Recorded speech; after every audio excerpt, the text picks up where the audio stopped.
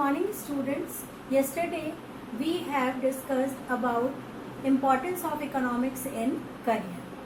Today I am going to start the syllabus of economics. This year economics is divided into two parts.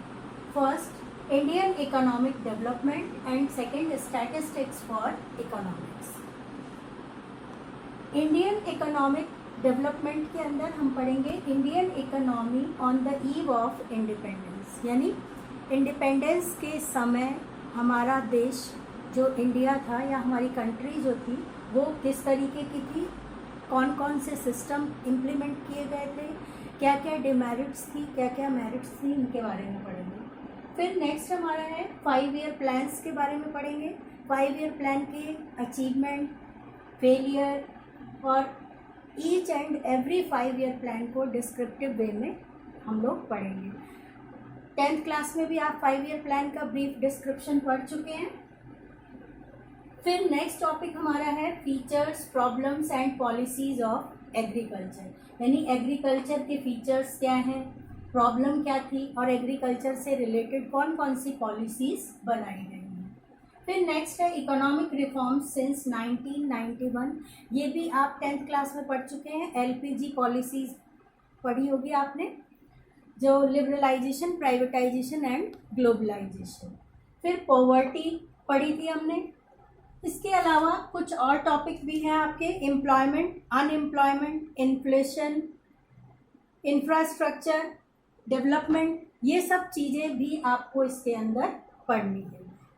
Students, ये जो Indian economic development है ये almost आपने 10th class में पढ़ रखा है। लाइक एग्रीकल्चर के बारे में आपका एक चैप्टर था पूरा, एग्रीकल्चर इन इंडिया, उसमें आपने पढ़ा था। अब इसी को आप थोड़ा और एक्सप्लेनेटरी वे में पढ़ेंगे। फिर इकोनॉमिक रिफॉर्म भी आपका पढ़ा हुआ है, यानी बेसिक नॉलेज इसकी आपको है। 1991 की डॉक्टर मनमोहन सिंह के समय में ये पॉलिसीज़ बनाई गई थी, जिस समय मनमोहन सिंह हमारे देश के प्राइम मिनिस्टर थे। फिर पॉवर्टी भी आपने पढ़ी थी, पॉवर्टी के टाइप पढ़े थे, एम्प्लॉयमेंट, अनएम्प्लॉयमेंट, ये सब चीज़ें आप 10th क्लास में पढ़ के आए हैं, तो इनकी प्रीवियस नॉलेज आपके पास है। फिर सेकेंड पार्ट में हम पढ़ेंगे statistics for economics, second part है। इसके अंदर हम पढ़ेंगे Indian economic development, concept of economics and significance of statistics in economics, यानी इंडियन इकोनॉमिक डेवलपमेंट के अंदर हम ये पढ़ेंगे कॉन्सेप्ट ऑफ इकोनॉमिक्स क्या है, फिर इसकी सिग्निफिकेंस यानी इम्पोर्टेंस क्या है, और फिर इकोनॉमिक्स के अंदर स्टैटिस्टिक्स क्यों पढ़ा जाता है और इसकी क्या इम्पोर्टेंस है। नेक्स्ट हमारा है कलेक्शन, ऑर्गेनाइजेशन, प्रेजेंटेशन, ये डेटा कलेक्शन से रिलेटेड है। कलेक्शन ऑफ डेटा, यानी डेटा को हम कैसे कलेक्ट करते हैं, उन डेटाज का ऑर्गेनाइजेशन कैसे करते हैं, फिर उनका प्रेजेंटेशन कैसे करते हैं, ये सब चीज़ें इसके अंदर हम पढ़ेंगे। फिर हमारे हैं मेजर्स ऑफ सेंट्रल टेंडेंसी, ये भी आप 10th क्लास में मैथमेटिक्स में पढ़ के आए हैं। अर्थमेटिक मीन, मीडियन और मोड। आपके लिए जो नया है वो थोड़ा बहुत कोरिलेशन, इंडेक्स नंबर, ये सब चीज़ें इसके अंदर आपको पढ़नी है।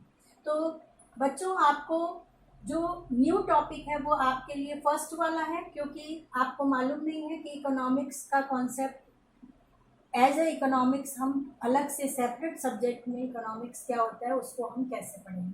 फिर स्टैटिस्टिक्स, इसके अलावा collection, organisation and presentation of data है, इसको हमें बहुत एक्सप्लेनेटरी वे में पढ़ना है।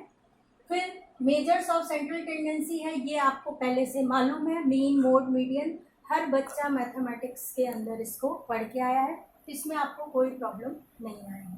कोरिलेशन, इंडेक्स नंबर, इसके अलावा डायग्राम्स हैं वो भी आपको आते हैं, हिस्टोग्राम, पॉलीगन, ओजाइव कर्व आप थोड़ा नया पढ़ेंगे क्योंकि ओजाइव आपने 10th में नहीं पढ़ा है, लेकिन हिस्टोग्राम, पॉलीगन, लाइन ग्राफ, ये सब आपको पहले से आता है।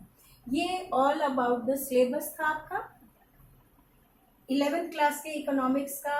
ये पूरा का पूरा सिलेबस है, जिसमें से ऑलमोस्ट पार्ट आपको पहले से थोड़ा थोड़ा आता है, तो इस कारण से आपको कोई प्रॉब्लम इस साल नहीं आएगी। हम पहले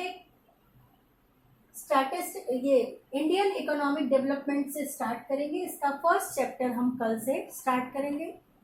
आपको 2 रजिस्टर बनाने हैं, नोटबुक, जिसके अंदर एक पार्ट आपका होगा इंडियन इकोनॉमिक डेवलपमेंट का नोटबुक होगी और एक आपकी होगी स्टैटिस्टिक्स फॉर इकोनॉमिक्स की।